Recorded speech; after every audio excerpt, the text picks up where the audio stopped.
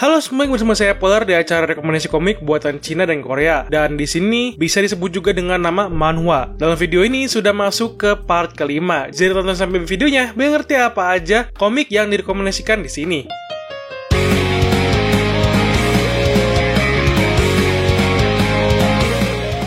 Mohon diingat ya teman-teman penontonku yang budiman bahwa tidak semua komik bisa saya masukkan. Jadi saya buat partnya atau bagian-bagiannya. Dan sudah lama sekali saya tidak membuat rekomendasinya. Dan juga dikarenakan banyak sekali komik-komik baru yang bertebaran. Dan komik lama yang sudah banyak chapternya. Jadi bisa untuk menemani kalian ketika sedang dalam waktu yang senggang saat ini. Dan semua komik ini kalian bisa mencarinya di Google. Banyak banget yang sudah mentranslate bahasa Inggris dan bahasa Indonesianya. Saya tidak akan mencantumkan website atau aplikasinya karena saya takut ada kenapa-napa lagi. Jadi mohon pengertiannya ya.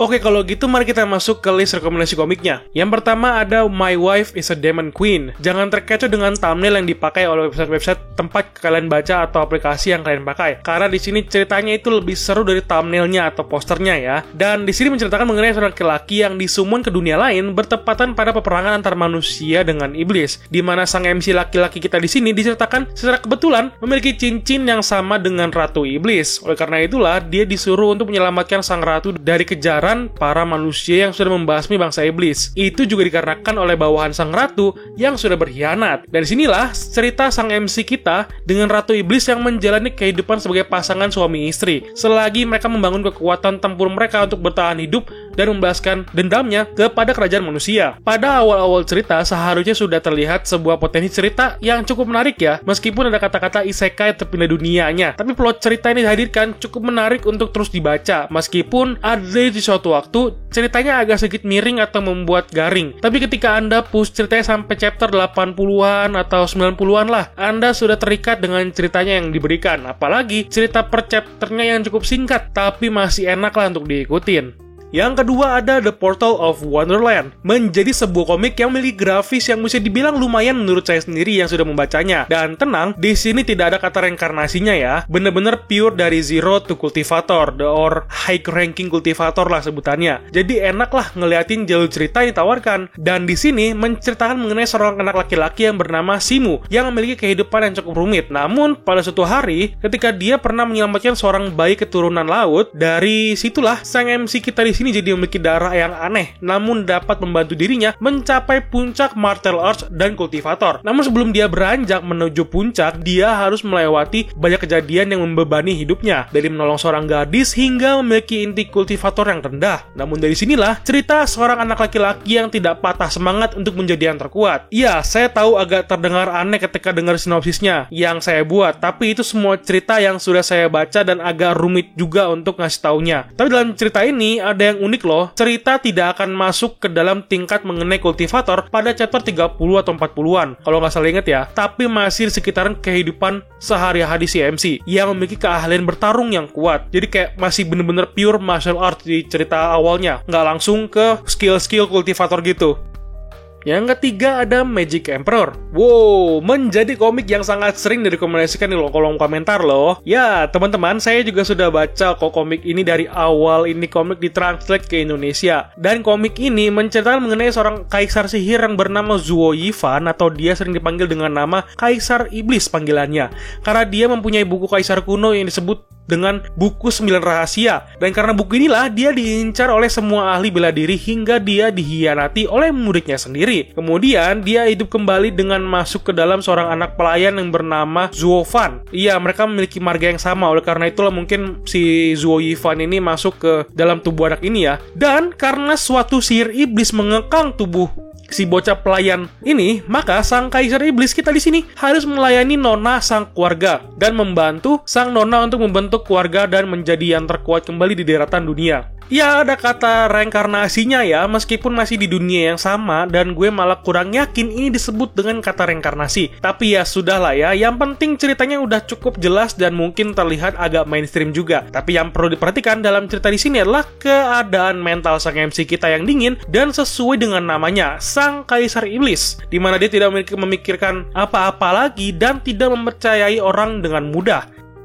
Yang keempat ada Master of Legendary Realm, sebuah komik yang sedikit melenceng dari kebanyakan cerita mengenai kultivator, tapi tetap aja masih menceritakan mengenai dunia kultivator ya. Namun di dalam ceritanya itu masih banyak mengenai rencana jahat dan manipulasi terhadap suatu rencana yang lebih besar dari kerajaan dan lebih besar dari sebuah negara. Dan komik ini menceritakan mengenai sekte Tian Yuan God atau apalah nama Indonya. Pokoknya itu nama sektenya, di mana sekte ini sangat ditakuti atau disegani oleh seluruh orang di dunia. Namun hanya beberapa orang saja yang tahu mengenai sekte ini. Makanya sangat rahasia sekali gitu ya. Pada awal ceritanya, sang ketua sekte sudah mencapai kesempurnaan dan pergi meninggalkan sekte. Dan ketua ini memberikan haknya sebagai master pada muridnya yang bernama Yi Xingyun, yang dimana dia sudah tertahan pada tingkat kultivasinya akibat kehilangan salah satu dari saluran energinya. Ditambah dia memiliki dendam pada seseorang dan memakai haknya sebagai ketua sekte untuk membalaskan dendamnya. Seperti yang udah gue bilang ya, ini komik nggak kayak komik mengenai kultivator biasa. Mungkin ada kultivator atau skill-skill kultivatornya, pastilah ya. Dan di sini akan banyak cerita yang berbeda dari biasanya karena mengenai tipu muslihat dan ada kejadian mengenai menipu sang menipu ya. Makanya gue rekomendasikan di sini. Yang kelima ada Legend of Northern Blade.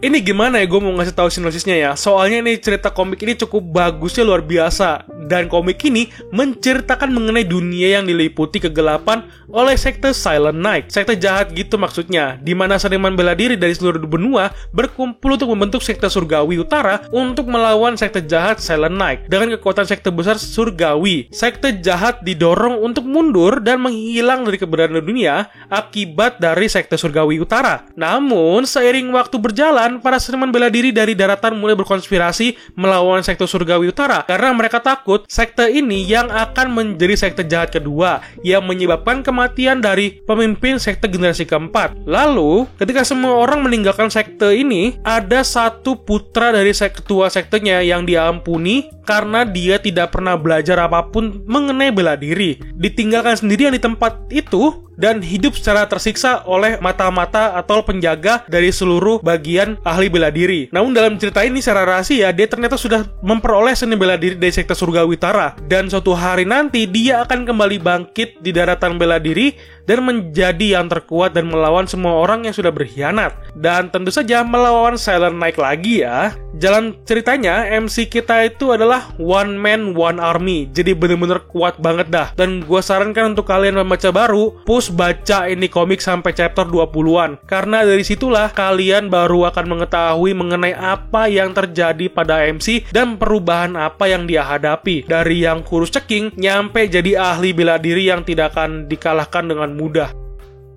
Yang keenam ada Martial Arts Reign, menceritakan mengenai seorang anak muda yang bernama Yeming. Dia adalah pemuda yang dianggap jenius di kalangan anak muda lainnya yang ada di dalam keluarganya. Namun, ketika itulah ada yang cemburu dengan kejeniusannya, yaitu sepupunya sendiri, dan memerintahkan orang-orang untuk melumpuhkan merdiannya agar dia tidak bisa berlatih martial arts kembali. Namun, sang MC kita di sini tidak menyerah karena dia akan mengorbankan segalanya untuk membalas dendam kepada orang-orang yang telah membuat dia tersiksa dan membalas dendam kepada orang yang telah membunuh orang tuanya. Namun, dalam cerita di sini, dia tidak tahu bahwa ada konspirasi besar lainnya yang sedang menanti di balik semua masalah yang dia hadapi. Cerita komik ini sebenarnya seru, namun jika kalian tidak biasa dengan grafis yang dibuat dalam komik ini, mungkin kalian akan merasa aneh karena gambarnya yang cukup datar, kadang ekspresinya juga gitu-gitu aja. Tapi yang begini aja sudah bagus menurut gua, karena yang saya incar kan ceritanya. Jadi ya berimajinasilah sendiri ketika melihat ekspresi karakternya.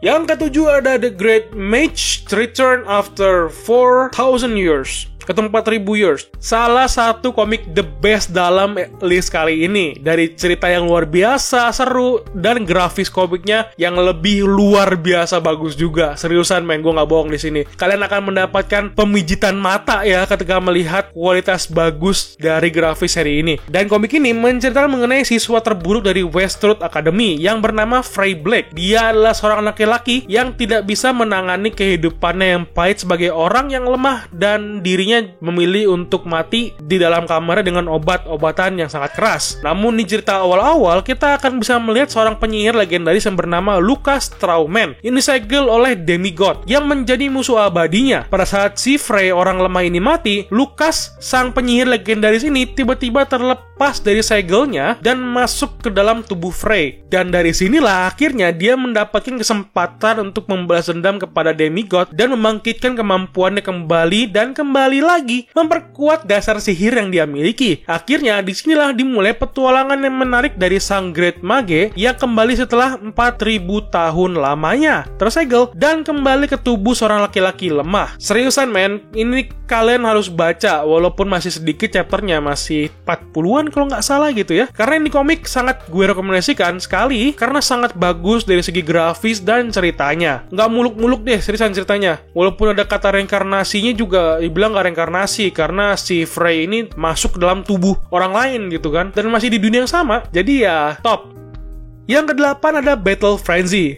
Bercerita mengenai dunia yang memiliki 2 bulan dan dunia dengan jiwa yang memiliki kemungkinan atau hal-hal yang tidak terbatas sekalipun. Dari yang tidak mungkin menjadi mungkin. Ya dunia sihir campur martial arts, dicampur dengan teknologi. Pokoknya campuran dah dunianya. Di dalam cerita ini menceritakan mengenai seorang anak laki-laki yang bernama Wang Zong. Seorang siswa yang istimewa yang bertemu dengan seorang badut misterius ketika dia hampir mati ketika masih kecil. Karena dia memiliki kecelakaan atau penyakit lah kasarnya. Dari situlah Wang Zong dengan si badut ini bersama-sama bekerja sama untuk membuat Wang Zong menjadi yang terkuat dengan skill dari si badut yang bernama Rowlet Playful. Dan disinilah cerita sang Wang Zong berjalan di jalan yang susah untuk menjadi pahlawan dunia yang terkena invasi dari para monster dan musuh-musuh yang ingin menghancurkan dunia. Sekilas saya mengerti memang sinopsisnya tidak jelas arahnya kemana, namun di jalur ceritanya nggak gitu kok, malah lebih tersusun rapi. Tenang aja, ini saya hanya aja yang nggak bisa bikin sinopsisnya yang bener-bener rapi. Walau pada awal-awalnya mungkin tidak begitu jelas karena ada apa di sini, ada apa di situ. Tapi jika kalian push untuk baca terus, kalian akan menemukan cerita ini cukup menarik untuk dibaca dan diikuti. Tenang aja.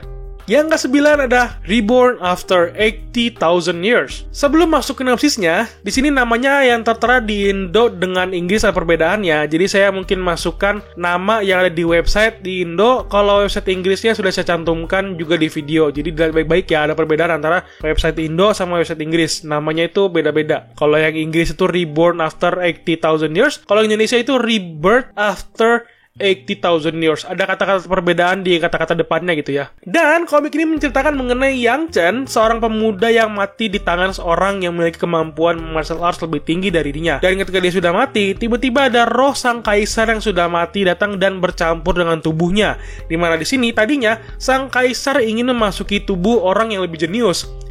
Malahan gara-gara kelewatan dan ngetiup angin, ya itu lucunya itu ya dengan awalnya, dia malahan masuk ke dalam tubuh seorang anak pelayan yang tidak memiliki kekuatan martial arts, yang artinya seseorang yang gagal di dunia itu. Namun karena sang kaisar sudah masuk ke dalam tubuhnya dan mengambil alih badannya, sang kaisar akhirnya mulai berkultivasi untuk membalaskan dendam yang sudah terjadi selama 80.000 tahun lamanya. Mungkin terlihat seperti komik biasa lainnya, namun percayalah teman-teman, kalian tidak akan bosan dengan model seperti ini karena adanya komedi yang membuat Anda lebih tertarik dengan karakternya. Saya aja lagi nyimpen biar banyak dulu baru baca lagi karena ceritanya berjalan sesuai arahan yang benar. Jadi ya meskipun terlihat mainstream tapi masih tersusun rapi kok ceritanya.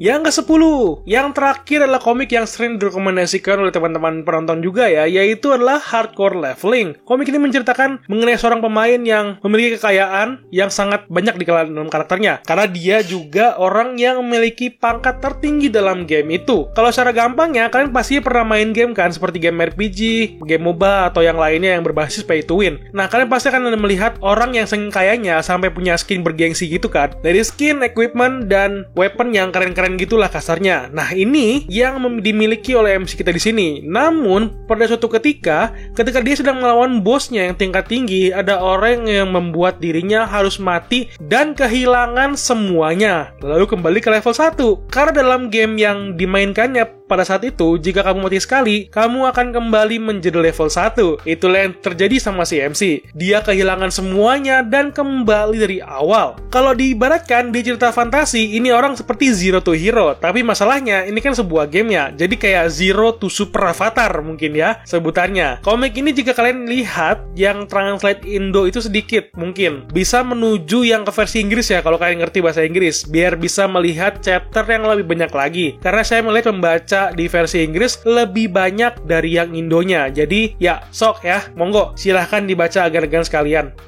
Oke, itu aja rekomendasi komik kali ini. Jika ada komik yang ingin kalian rekomendasikan, bisa tulis di kolom komentar ya. Jangan lupa untuk subscribe channel ini biar bisa tahu lebih up to date mengenai review anime dan komik yang menarik untuk kalian. Teruntuk kalian yang sudah menonton sampai habis, terima kasih sudah menikmati video ini. Mari bertemu di video-video lainnya. Thank you and bye-bye.